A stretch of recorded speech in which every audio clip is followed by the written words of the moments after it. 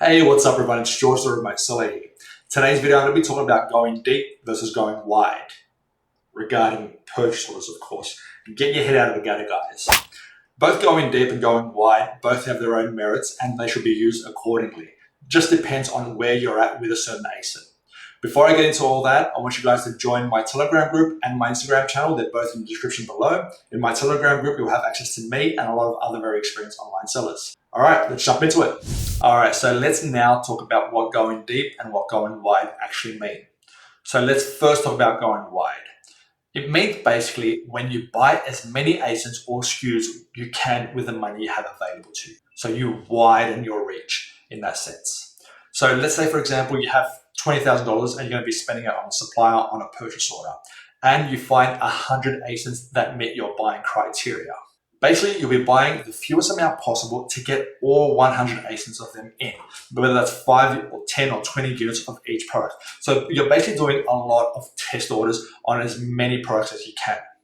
Now, the positive thing about going wide is that you're de-risking yourself. So you're not open to a huge loss if you only purchase one product, for example, with that $20,000 and making a huge loss on that. But you're widening your gamma, you're widening your scope, and you're de-risking yourself in most scenarios. So you might have some winners, some losers, but overall, they probably will sell out a bit faster because you're buying few of each ones, and you understand which one can do well, which one can't. Now, of course, the negative aspect to going wide is that if you have one good winner, one product that sells real fast and has 150% ROI, you purchase so few of them and you didn't actually manage to sell a lot. So that's the opposite side of that. You're missing out on huge potential profit if you only go wide. Now that I've gone through what going wide means, going deep is kind of self-explanatory. It's basically the opposite of going wide. So buying as few ASINs as you can with the money you have available to you. Now, it does have positives and negatives as well. So the positive aspect is that if you find a killer ASIN, something that's doing real well, that has very high ROI and very high profit and sells fast, you're making bank, and it's a lot easier to get that in there and get it out and sell it off. But the negative aspect is that if it becomes a loser, you're going to be losing a lot of money on that one ASIN.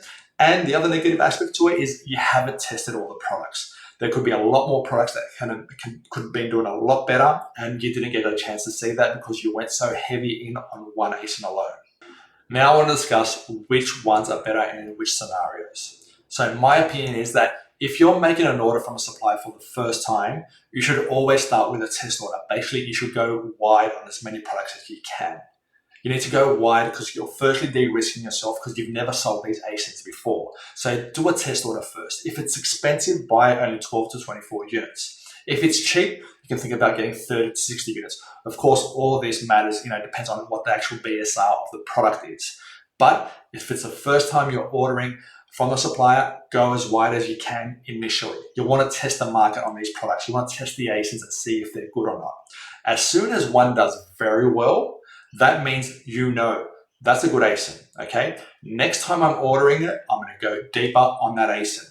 Then you have a few losers. If there are losers, it's okay. You did a test order. You went wide first, so you know that those products you don't have to actually buy again. If it has, only 5% profit or a loss, you don't have to buy it anymore. And because you do risk yourself by buying as few as possible. Then you can start focusing more on the good ones, okay? So let's say you did an order of 20 products and 3 of them absolutely killed it, okay? They absolutely killed it and you definitely want to buy them again. Another 10 of those products were about average and the rest were crap, okay? So it's time to do a second order. Second order should be a bit different. You should get rid of all the crap ones, of course. Focus heavily and go deep on the 3 ones that killed it. Go about average on the other ones that were, of course, average. Just buy the appropriate amount necessary for you to sell off within that month. And then the rest, you should probably focus on finding more products to buy and send in as test orders. Basically, you're going wide on those ones. So you go deep on the ASINs that perform very well and go wide on the products that you just found. By doing this, you're de-risking yourself with a test order, and you're also opening up yourself to massive profit in the future by going deep on the ones that have been proven to sell well and make you profit. I see a lot of new sellers make this mistake all the time. They buy an ASIN for the first time or a SKU for the first time. They'll buy 2,000 to 3,000 units, send it into Amazon, expect to make a massive amount of profit. The price starts tanking, then they have to sell it at a loss.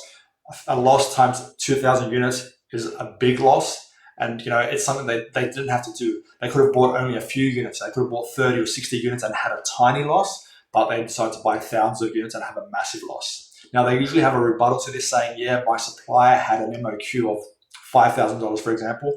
Okay, they have an MOQ of $5,000. That doesn't mean you should spend it all on one product alone. Find more products from the supplier. Try to widen the order. Buy more ASINs, as many ASINs as you can with that $5,000. De-risk yourself. If they didn't have any other products that are good for you to buy from them, they only had that one ASIN that looked well, that one SKU that looked well, maybe they're not a good supplier. Move on to someone else. Find someone else that has more good ASINs, more good SKUs for you to buy and sell. I hope you guys got benefit out of this video. Let me know what you think in the comment section below. If you have any requests for a future video, again, leave it in the comment section below. If you want to have access to me and a lot of other experienced online sellers, join the Telegram group and also follow me on Instagram. I'll see you guys in the next one. Bye-bye.